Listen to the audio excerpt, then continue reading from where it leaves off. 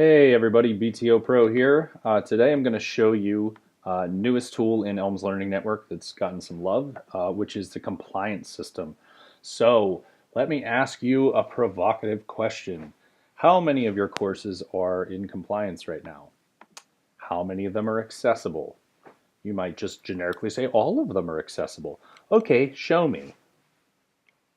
Uh-oh. Pull out the Excel sheets, dig into the files, run some scanners, and hope that it still is, because you don't know when the last time someone updated something was. But we do.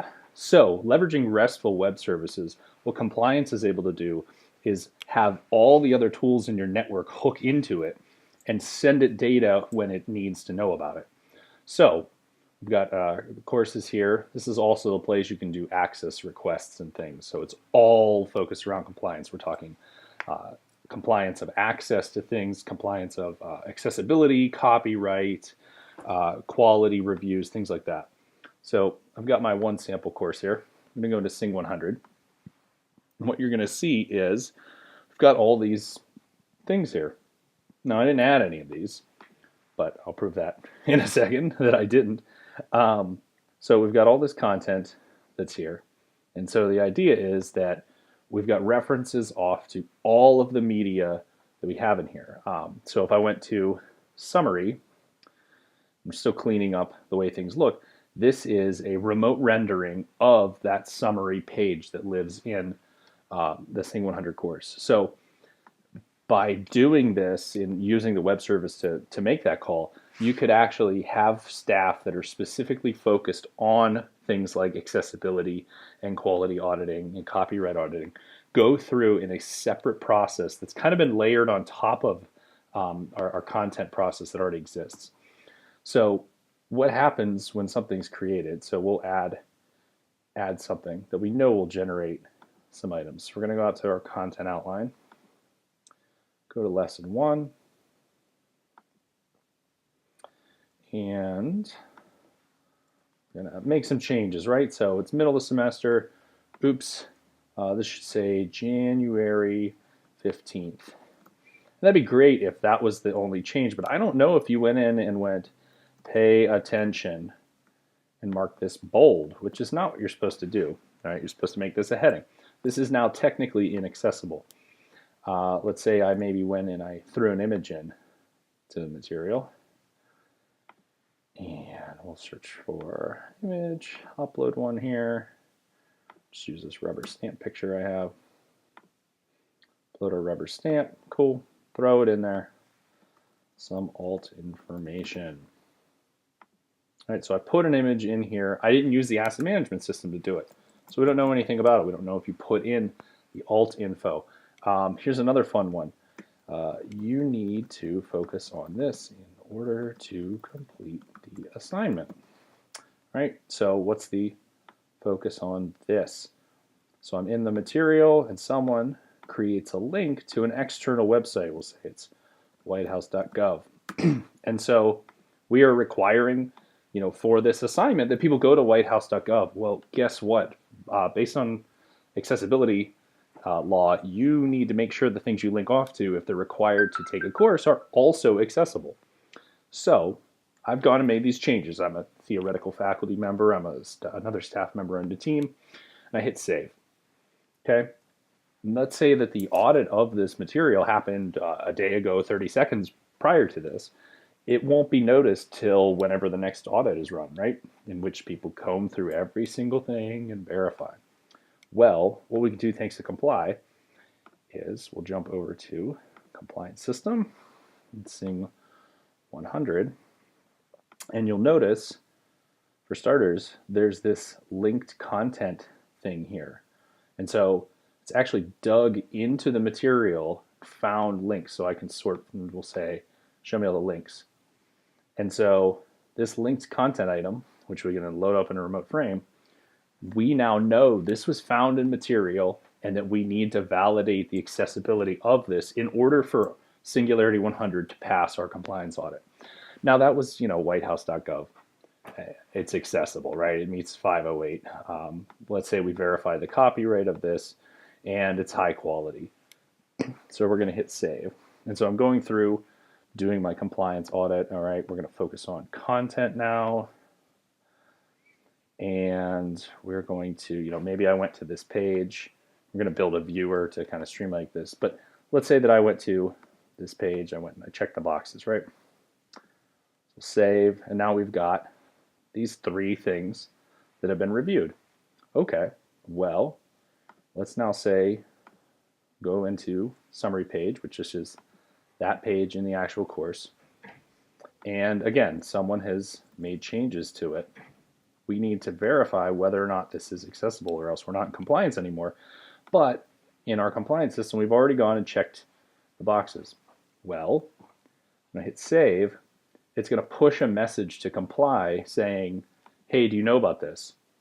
And because it already knows about this item and it's already checked, instead of creating a new item, it wipes the accessibility, copyright, and quality verification status. Because by definition, this needs to be verified again. So this is happening with content all across the network. Will be flowing, a reference to it will flow in here. So for example, if I were to go into the outline designer, high level, and we copy this entire book, entire outline, this is going to go generate a whole bunch of content. There's 200-ish fake pieces of content in here. And so what's going to happen is at the same time that it's generating it, it's also throwing a reference to that material over to comply. So now you see we have double the content that we had previously. And so we can work on the process. We can have people go through those, and there's our entire outline thing. Go through the material, make sure that the content stored inside there, it's looking, looking to external links. If it finds an image, for example, that's referenced remotely, it'll show up here so that we know we have to go and verify it. This also talks to the media system. So when new media is added, it automatically shows up here. And so just by having these web services make the calls on our behalf, keeping the data in sync, we can start to have people that are dedicated to accessibility, copyright, quality, what have you, go through either at a set interval, or they go through prior to the semester, whatever that point in time is. And it fits better with the process of course creation, right? Because a lot of times now when it comes to copyright, if you grab something off the internet, you're going to know hopefully what the copyright is if you're using it, or the rationale behind it. But let's say there was something used in this page too that we really need a justification for. There's a video we're referencing, part of a major motion picture film, we'll say. And so the documentation for this is major motion picture exemption, something like that. Okay, what's our justification for this? Well, it's it could be fair use, that covers a lot of bases, but we're going to go with licensed in this case. Maybe we're paying for use of this material. Maybe it's hosted on a server that we have a special access with. We could upload some supporting documents. We could write details.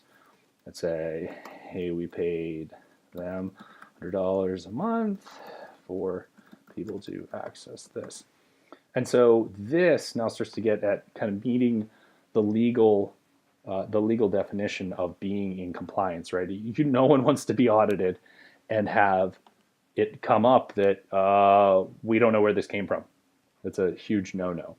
But the process of creating, a lot of times, you're talking copying potentially out of Word files, potentially out of who knows where, PDFs, mashing things together, putting it in text editors, and then throwing it into a course.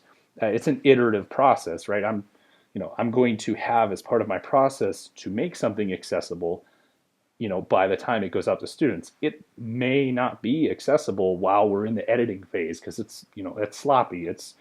We're going through and we're color coding things based on, hey, you edit this and I'll edit this, and oh, hey, here's a note that we need to have media here, and we're changing the names and titles and things, or restructuring them. That can all happen, and then we can have this be a separate process that someone else can take care of when it makes sense.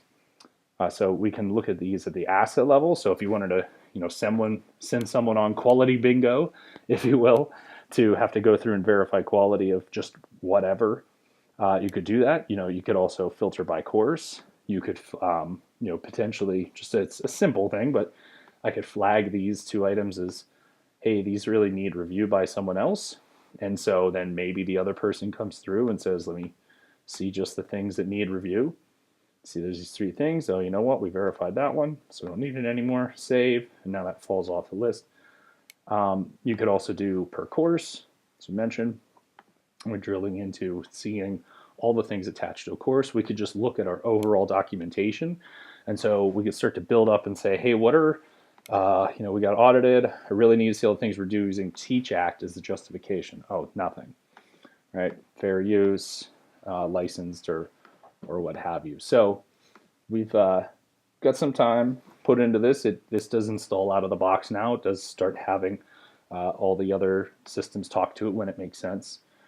So welcome feedback, ideas for expansion. We're looking at building a viewer, if you will, so someone could kind of just have the checkboxes here, have the asset rendered off to the left, and then go, oh, well, what kind of audit are you doing? Oh, it's going to be copyright based. Okay, and let me show you all the things that haven't had copyright audited. Loads in the side window. Other pane has a checkbox. I go check, hit next, and then loads the next one. Check next, or even just check for that matter. So that, or the needs review button, so that we just have a thing to play through this massive amount of content.